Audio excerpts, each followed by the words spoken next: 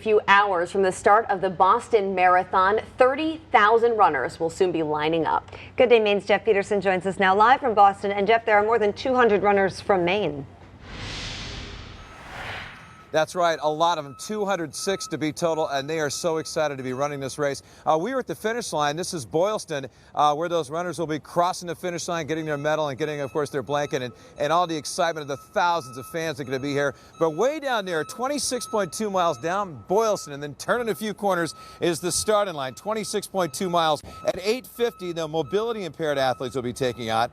9:17 will be the wheelchair, 9:32 the elite women, and then at 10 o'clock the elite men and everybody else. Now just over 30,000 will be at the starting line in Hopkinton for this year's Boston Marathon, hoping to run right through there and finish the Boston Marathon. Now one of them from Maine ran the 26.2 mile course in 1986 in just under 2.5 hours, but as CBS 13's Brad Rogers shows us, this time he faces a new challenge.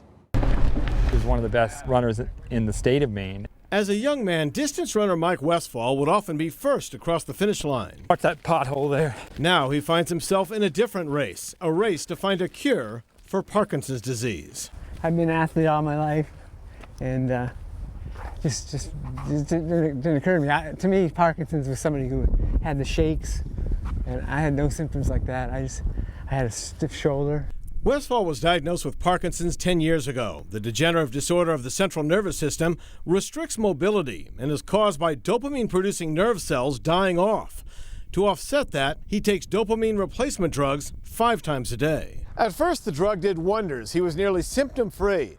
But then gradually, the Parkinson's began to take over, affecting his movement and coordination.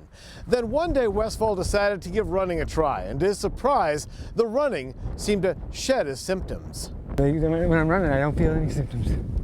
So, and it lasts for a while, you know, and I just feel better physically all over. Westphal says 2 men gave him the inspiration to start running again. Actor Michael J. Fox is one of them. I saw Michael J. Fox on TV being interviewed, and he wasn't going to let Parkinson's stop him. So I decided I wasn't going to let it stop me either.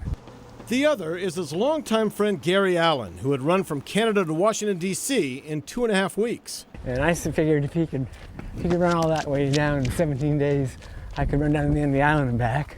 Westphal and Allen grew up on Great Cranberry Island and both still live there. Yeah, he and I, we feed off each other for years. We've been running together for years. We're 100% of the graduating class from the one-room school out there that particular year, and he and I are it. And you know, see your best friend and one of the best runners diagnosed with Parkinson's is it's a hard thing. Despite 2 falls in the last mile of the Great Cranberry Island Marathon, Westphal qualified to run this year's Boston Marathon. See Mike rally back and run. And trust me, he's not just running.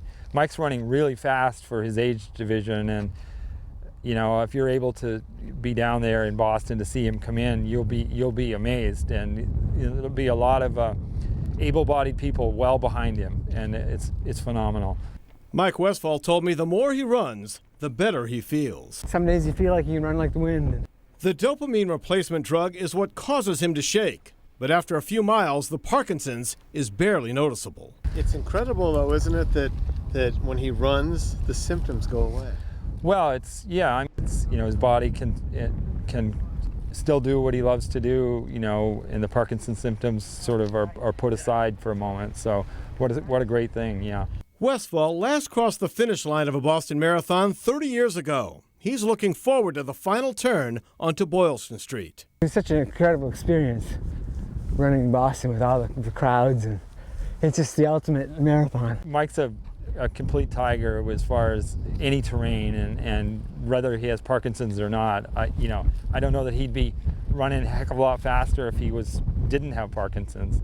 On Mount Desert Island, it's like the old times, Mike. Brad Rogers, Fox 23 News.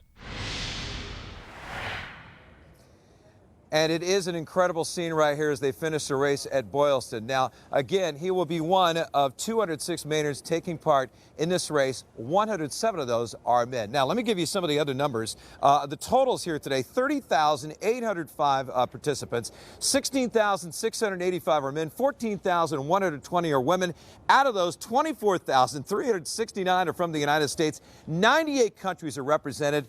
And how about this? Each and every state in the United States. Now, after the runners run down Boylston past the finish line right there, they come to here. They're going to go right through this area, and when they get down there like a block away, they're going to get one of these, a nice medal for participating in this. They're going to put it right around their neck, and then after that, they really needed this last year with all the rain and everything. They get a special Boston Marathon blanket, and they're not going to really need that this year as much as last year because we're expecting temperatures right here in the upper 40s to low 50s.